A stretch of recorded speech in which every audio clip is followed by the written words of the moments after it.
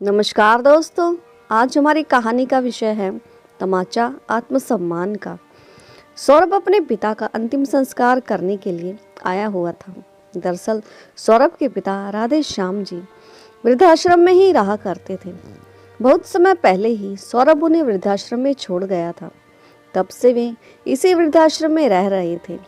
यहाँ रहते रहते सभी वृद्धाश्रम के लोग उन्हें एक परिवार की तरह लगने लगे थे, क्योंकि वह इस सच को अपना चुके थे कि उनके परिवार वाले अब उनसे कोई मतलब नहीं रखना चाहते और अब जो भी है बस यही है।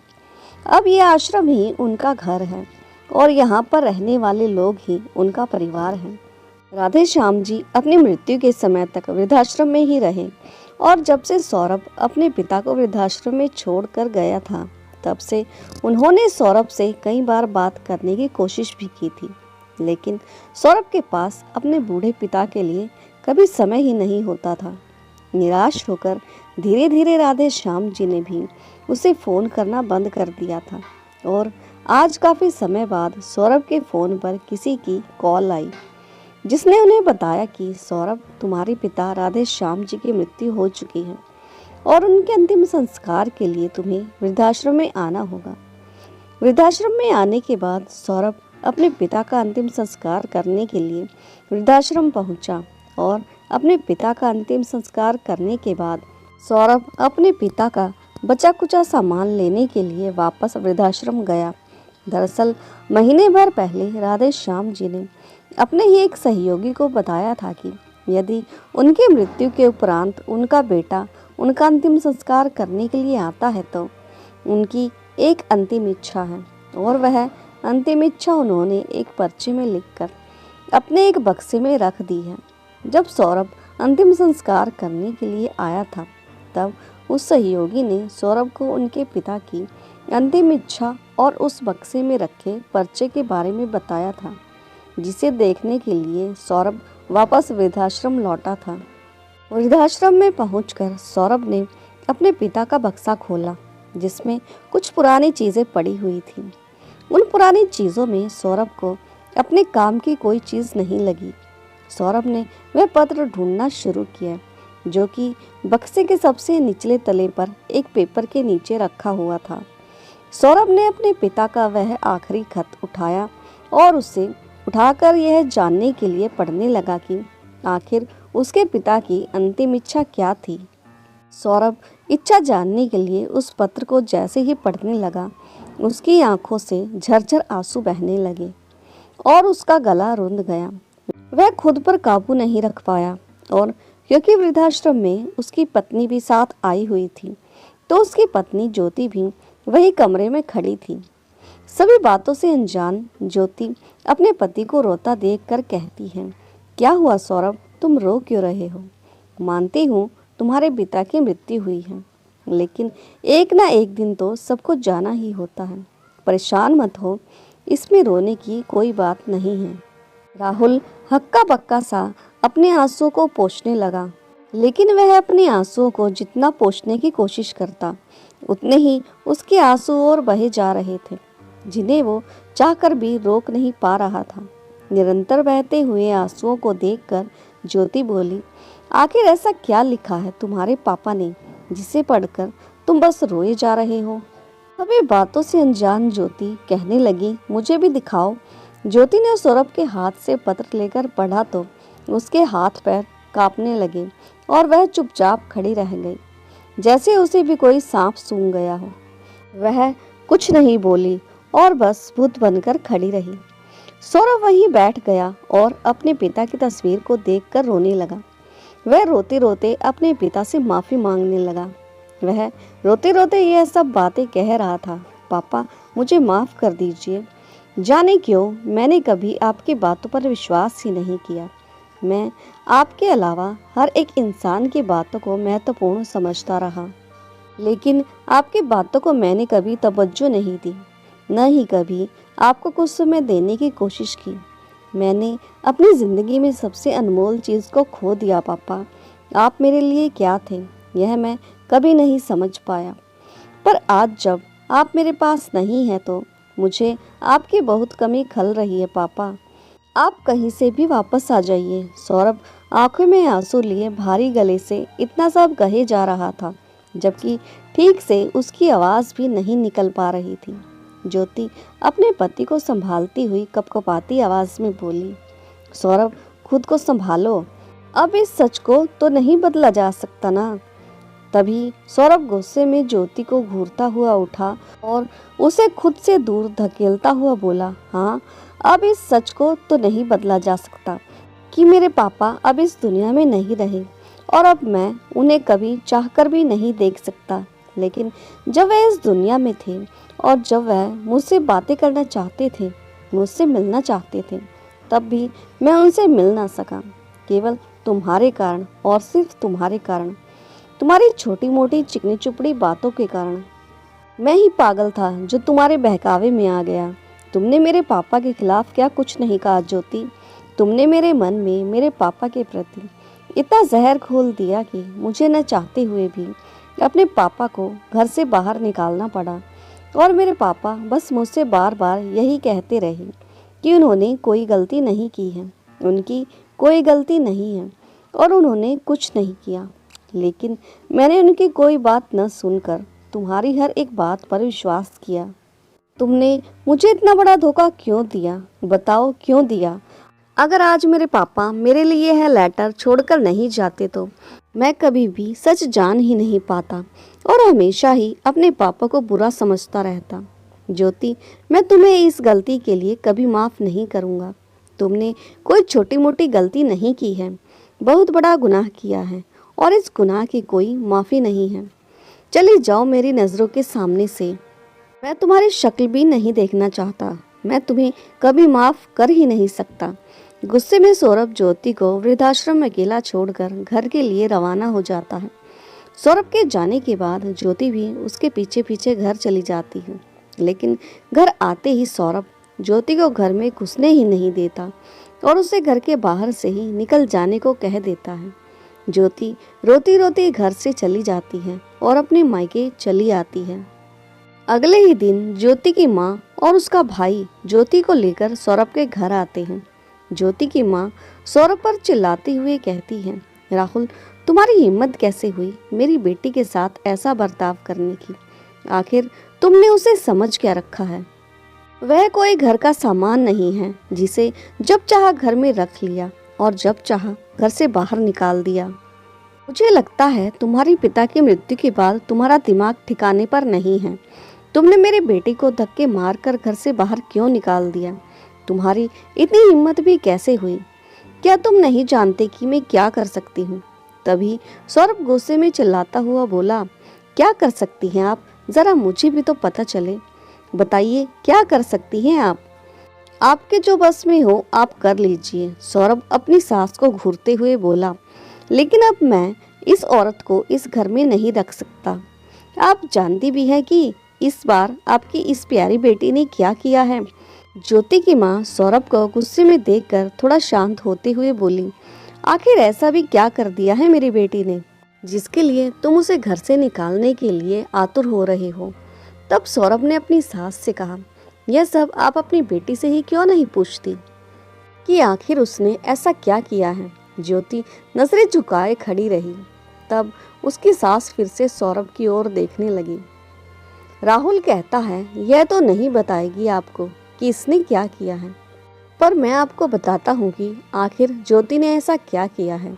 दरअसल आपकी बेटी को शुरू से ही अकेले रहना पसंद था और जिस दिन से मेरे पापा गांव से शहर रहने के लिए आए थे उसी दिन से ही इसको मेरे पापा का इस घर में रहना खलता था। आपकी बेटी मुझे अक्सर ही कहती रहती थी कि हम पापा को वृद्धाश्रम में क्यों नहीं छोड़ देते, लेकिन मुझे पापा को यूं वृद्धाश्रम में छोड़ना सही नहीं लगता था। फिर धीरे धीरे इसने चाल चलना शुरू कर दिया ताकि यह मेरी नज़रों में मेरे पापा को बुरा बना सके। इसने छोटी छोटी अनेक चाल चली, पर जब इन चालों से इसका कोई काम नहीं बना तो इसने मेरे पापा को तंग करना शुरू कर दिया। कभी यह खाने में ज़्यादा नमक डाल देती तो कभी पापा के खाने में मिर्च का पूरा डब्बा उड़ेल देती और जब पापा कहते तो इसे बहाने मिल जाते बातें बनाने के लिए। बस ऐसे ही चीज़ों से ये पापा को परेशान करती रहती। ताकि वह खुद ब खुद परेशान होकर इस घर से चले जाएं। जब मैं इनके नहाने का पानी गर्म करके रखता था तो जाकर उसमें बर्फ डाल देती और मैं बेवकूफ़ इन सब बातों से अनजान बना रहता। मुझे तो यह सब कभी पता ही नहीं चल पाया। यह उन्हें परेशान करने का कोई मौका नहीं छोड़ती थी। इतना सब होने के बाद भी मेरे पापा ने कभी भी मुझसे इसकी कोई शिकायत तक नहीं की, केवल इसलिए कि मेरा परिवार न बिखर जाए। लेकिन फिर भी इसे ज़रा सी भी शर्म नहीं आई और इसने अपनी ऐसी ही घटिया हरकतों को जारी रखा। लेकिन मुझे तो इन सब चीज़ों के बारे में कुछ पता ही नहीं था। मैं तो सोच रहा था कि ज्योति बहुत अच्छी है और मेरी ऑफिस जाने के बाद मेरे पापा का बहुत ख्याल रखती है, पर सच्चाई तो कुछ और ही थी। ऐसे ही एक ही दिन जब मैं ऑफिस से आया तो ज्योति ने मुझसे कहा, सौरभ, मैंने अलमारी में थोड़े पैसे रखे थे लेकिन मुझे वह पैसे मिल ही नहीं रहे हैं। तो मैंने ज्योति से कहा कि शायद तुम्हें ध्यान नहीं रहा होगा और तुम बाजार में ही पैसे ज़्यादा खर्च कर आई होंगी या फिर तुमने ही पैसे कहीं गिरा दिए होंगे और अब तुम घर में आकर ढूंढ रही हो। अगर पैसे घर में रखे होते तो भला कहाँ जाते। तब ज्योति ने मुझसे कहा, देखो सौरभ, घर में तुम्हारे, मेरे और पापा जी के अलावा और कोई तो रहता नहीं है, तो पैसे भला कहाँ चले गए। सौरभ तो ज्योति की बातें सुनकर स्तब्ध ही रह गया। मुझे यह सब सुनकर बहुत गुस्सा आया। यह तुम कैसी बातें कर रही हो ज्योति? तुम पापा के बारे में ऐसा सोच भी कैसे सकती हो? कुछ तो सोच समझकर बोला करो। पापा हैं वो मेरे, पापा को भला क्या जरूरत है पैसे चुराने की? जो कुछ भी है सब उनका ही तो है। ज्योति ने उस समय तो कुछ कहना उचित नहीं समझा और घर में कुछ दिनों तक शांति बनी रही। फिर कुछ दिनों बाद जब हमें एक शादी में रिश्तेदार के यहाँ जाना था, तब ज्योति ने मुझसे कहा कि उसकी अलमारी में न ही तो उसके गहने मिल रहे हैं और ना ही वह 5 लाख रुपए हैं जो मैंने उसे 1-2 दिन पहले ही संभाल कर रखने को दिए थे। जब ज्योति ने मुझे यह सब बताया तो मेरे तो पैरों तले से ज़मीन ही निकल गई, क्योंकि मैंने अपनी वर्षों की जमा पूंजी जो नई कार खरीदने के लिए जमा किए थे, कई वर्षों से जिन पैसों को मैं जोड़ रहा था, वह पैसे अचानक यूँ कैसे गायब हो गए। तो मैं बहुत परेशान हो गया और मैंने ज्योति से कहा, ज्योति देखो यहीं कहीं होंगे पैसे। और मैं और ज्योति दोनों पूरे घर में पागलों की तरह पैसे ढूंढने लगे, लेकिन हमें पैसे कहीं नहीं मिले और न ही ज्योति के गहने मिले। हमें पैसे और गहने ढूंढते काफ़ी समय हो चला था। तभी पापा बाहर बगीचे से घूमते हुए आए और ज्योति पापा को देखते ही कहने लगी, सौरभ, आज तुम चाहे जो भी कहो, मैं चोर को पकड़कर ही रहूंगी। इतना कहते हुए ज्योति बिना कुछ सोचे समझे पापा के कमरे में घुस गई। पापा कहते रहे कि यह सब तुम क्या कर रही हो बहू, और अचानक मेरे कमरे में सारा सामान इधर उधर क्यों कर रही हो? ज्योति बोली, चोर को पकड़ने की कोशिश कर रही हूँ पापा। जिस चोर ने चोरी की है उसको सबके सामने लाने की कोशिश कर रही हूँ। बात को बढ़ाते हुए ज्योति ने सारा सामान इधर उधर बिखेर दिया और रुपए और गहने ढूंढने लगी। तभी पापा की अलमारी से नोटों की गड्डियाँ और ज्योति के गहने नीचे गिर पड़े, जो कि पापा के कुर्ते के अंदर रखे हुए थे। यह सब देखकर मैं भी बौखला गया और मुझे भी लगा कि शायद ज्योति सही कहती थी, मैं ही उसे गलत समझ रहा हूँ। इन सब बातों को सोचते हुए मैंने ज्योति की बातों को मानते हुए पापा को वृद्धाश्रम भेज दिया। जब पापा वृद्धाश्रम के लिए तैयार नहीं हुए तो मैंने खुद उनके कपड़े पैक किए और उन्हें कहा कि या तो वह खुद कमरे से बाहर आ जाएं, वरना मुझे मजबूरी में उन्हें घसीटते हुए घर से बाहर निकालना होगा। इतना कहकर मैं कमरे से बाहर आ गया और कुछ ही देर बाद पापा भी अपना बक्सा लेकर कमरे से बाहर आ गए। पापा का चेहरा निराशा से भरा हुआ था। पापा की आंखें बिल्कुल सूजी हुई थी, शायद वह पूरी रात रोते रहे।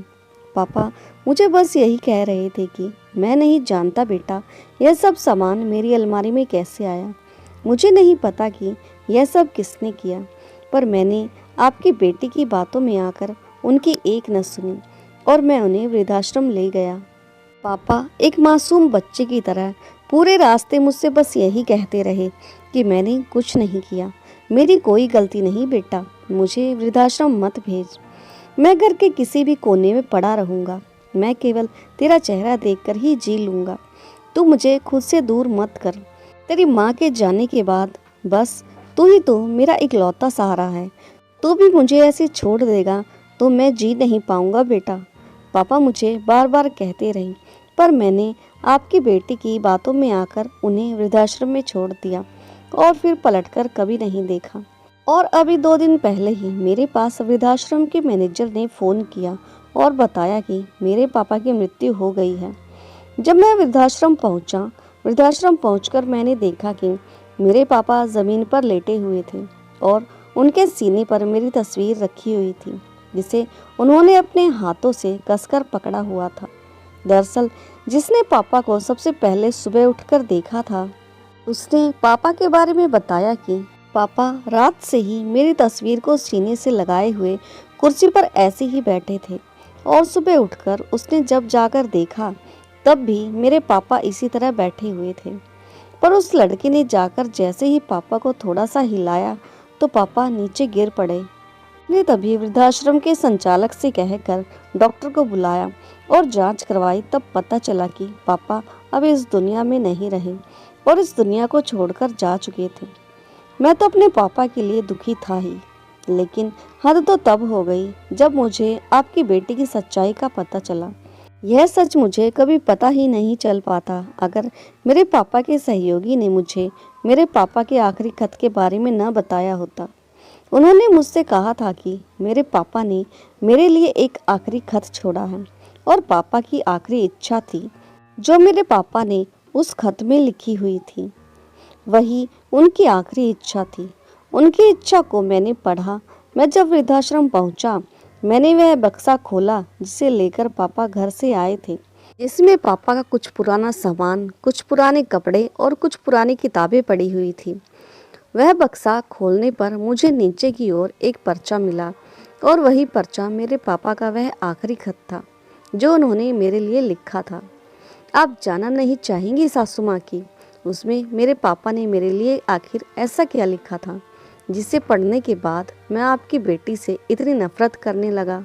सौरभ की बातों को बड़े ही गंभीरता से सुने जा रहे थे। सौरभ अपनी आंखों से बहते हुए आंसुओं को पोंछते हुए बोला, जानती हैं सासू माँ, उस पत्र में क्या लिखा था? उस लेटर में मेरे पापा ने मुझे ये सारी बातों के बारे में बताया कि कैसे मेरे ऑफिस जाने के बाद आपकी बेटी ज्योति उन्हें परेशान किया करती थी, कैसे उन्हें ताने मारा करती थी, उनका जीना हराम कर देती थी, खाना पीना नहाना, यहाँ तक कि उनका इस घर में रहना भी ज्योति ने कितना दुश्वार कर दिया था और वह इतना सब कुछ झेल रहे थे केवल मेरी खातिर। और मैं बेवकूफ़ इतना भी नहीं समझ पाया। उन्होंने अपने आखिरी खत में केवल अपनी बेगुनाही लिखी है कि जिस दिन हम दोनों को पार्टी में जाना था उस दिन तो वह शुरू से ही यानी सुबह से ही घर के बाहर थे और इसका कारण था कि ज्योति ने पापा से कहा था कि पापा, मेरी माँ की तबीयत बहुत खराब है, आपके बेटे सौरभ को ऑफिस से आने में समय लगेगा तो आप जाकर एक बार माँ को देख आइए। पापा ने मुझसे फ़ोन पर बात करने के लिए भी कहा था, लेकिन ज्योति ने उनकी मुझसे कोई बात नहीं कराई और बहाना बनाते हुए आनाकानी करने लगी। कहा कि मेरा कोई फ़ोन नहीं मिल रहा है तो पापा आपका हालचाल जानने के लिए आपसे मिलने आपके घर गए थे। सौरभ की सास बोली, तुम किस दिन की बात कर रही हो सौरभ? तब सौरभ ने अपनी सास को तारीख याद दिलाते हुए कहा, उस दिन की बात कर रहा हूँ सासू माँ। तब सौरभ की सास बोली, लेकिन मैं तो उस दिन घर पर थी ही नहीं, मैं तो शहर के बाहर किसी काम से गई हुई थी, किसी ज़रूरी काम से। तब राहुल अपनी आंखों से बहते हुए आंसू को पोंछते हुए और हंसते हुए बोला, वही तो सासू माँ, जब आप अपने घर पर थी ही नहीं तो आपकी लाडली बेटी ने पापा से झूठ क्यों कहा? और इसने मुझे बताया कि पापा पास ही के पार्क में अपने मित्र के साथ टहलने गए हैं, बस आते ही होंगे। और पापा के आते ही यह उन पर भड़क पड़ी। मैं इतना बेवकूफ़ था कि मैंने एक बार भी नहीं सोचा, अपने पापा की बात नहीं सुनी। वे बेचारे मुझसे अपनी सफाई देते रहे, लेकिन मैं अपनी पत्नी की बातों में आकर इतना अंधा हो चुका था कि मुझे कुछ दिखाई ही नहीं दे रहा था। मैंने इतना भी नहीं सोचा कि ज्योति को कैसे पता चला कि पापा ने अलमारी के किस हिस्से में और कहाँ गहने और पैसे छुपाए हुए हैं। तो तुरंत अलमारी खोलते ही ज्योति को सबसे पहले खाने में ही गहने और रुपए मिल गए।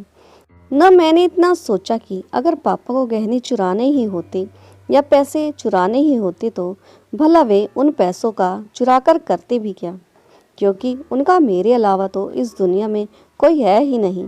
क्योंकि उस वक्त मेरी बुद्धि पर पत्थर पड़ गए थे। कहते हैं ना कि जब बुरा समय आता है तो बताकर नहीं आता। बस मेरा भी बुरा समय शुरू हो गया था, या कहो कि मेरे पापा का बुरा समय मेरी बेवकूफ़ी के कारण शुरू हुआ था। मैंने अपने पिता की जिंदगी को जहन्नुम बना दिया। उस पत्र में पापा ने इतना सब लिखने के बाद अपनी आखिरी इच्छा लिखी। और आप जानती हैं सासू माँ कि उनकी आखिरी इच्छा क्या थी। उन्होंने अपनी आखिरी इच्छा यही लिखी थी कि मैं आपकी बेटी को इस घर में ही रखूं और अपने परिवार के साथ खुशी खुशी रहूं। आपकी बेटी को गुनहगार साबित नहीं करना चाहते थे, ना ही उसे चोर बताना चाहते थे। वे केवल मुझे अपनी बेगुनाही साबित करना चाहते थे। उन्होंने आपकी बेटी को गुनहगार साबित नहीं किया, उन्होंने तो केवल खुद की बेगुनाही साबित की है। मेरे प्रति उनका कितना प्यार था जिसे मैं कभी देख ही नहीं पाया। जब से मेरी माँ की मौत हुई तब से उन्होंने मुझे एक पल के लिए भी माँ की कमी महसूस नहीं होने दी। लेकिन मैंने अपने पिता को उनके अंतिम समय में भी एक जिल्लत भरी जिंदगी दी। अगर मैंने अपने पापा का साथ न छोड़ा होता तो शायद आज भी मेरे पापा मेरे सामने जिंदा होते। शायद मैं अपने पापा को देख पाता, उनसे अपनी बात कह पाता। काश मैं अपने पापा पर भरोसा करता, काश मैं एक बार उनकी बात सुन लेता। राधे श्याम जी की आखिरी इच्छा सुनकर सौरभ की सासू माँ की भी आंखों में आंसू बहने लगे और वह खुद को रोक नहीं सकी। उन्होंने बिना कुछ सोचे समझे ही, बिना कुछ कहे एकदम से अपनी बेटी को 3-4 तमाचे जड़ दिए और उसे थप्पड़ मारती हुई बोली, तेरी जैसी बेटी से अच्छा होता कि मेरी कोई बेटी ही नहीं होती। मैंने तो तुझे ऐसे संस्कार नहीं दिए, फिर यह सब तूने कहाँ से सीखा? पहले तो तू ऐसी नहीं थी। तूने एक बार भी नहीं सोचा कि जैसा तू अपने ससुर के साथ कर रही है वैसा यदि तेरी माँ के साथ होगा तो तुझे कैसा लगेगा? सौरभ की सास ने अपनी बेटी को बहुत बुरा भला कहा और यहाँ तक कि उसे ताने मार मार कर जलील भी किया। कहने लगी, इस बेशरम लड़की के लिए भी मेरे घर में कोई जगह नहीं है।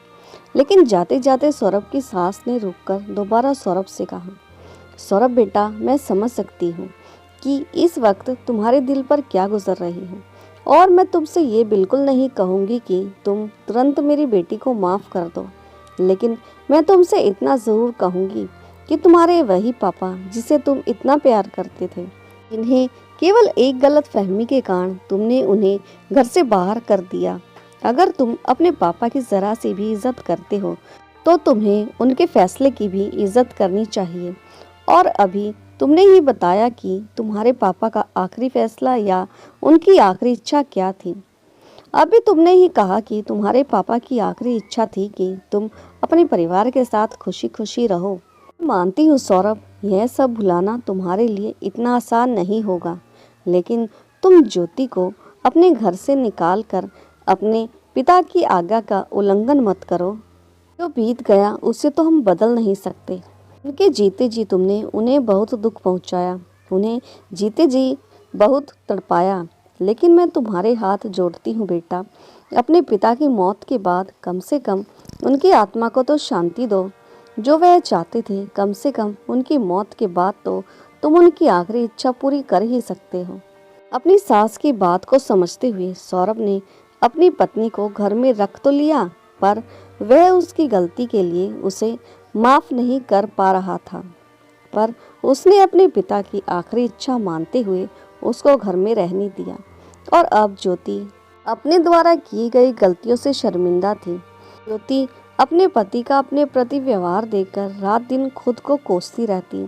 उसने आखिर क्यों अपने बसे बसाए परिवार को उजाड़ दिया? अब वह सोचती कि उसने अपने ससुर के साथ आखिर इतना गलत व्यवहार क्यों किया। आखिर उनका क्या कसूर था, उनकी क्या गलती थी? जब उन्हें अपने आखिरी समय में अपने परिवार के सहयोग की ज़रूरत थी तो उन्होंने अपने बच्चों के कारण इतना दुख सहा। आखिर बूढ़े माँ बाप अपने बच्चों से क्या चाहते हैं, उनसे थोड़ा सा समय और उनकी खुशी। अब ज्योति को अपनी गलती का एहसास होता है, लेकिन सौरभ उसकी गलतियों को माफ़ नहीं कर पाता। पर ज्योति को उम्मीद है शायद एक दिन सौरभ का दिल पिघल जाए और ज्योति को माफ़ कर दे, क्योंकि अब ज्योति अपने ससुर जैसे बूढ़े व्यक्तियों की मदद करने में सबसे आगे रहती है।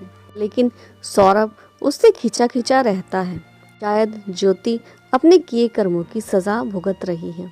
तो दोस्तों, आपको ये भावुक और प्रेरणादायक कहानी कैसी लगी और कहानी का कौन सा हिस्सा आपके दिल को छू गया, कमेंट करके ज़रूर बताएं।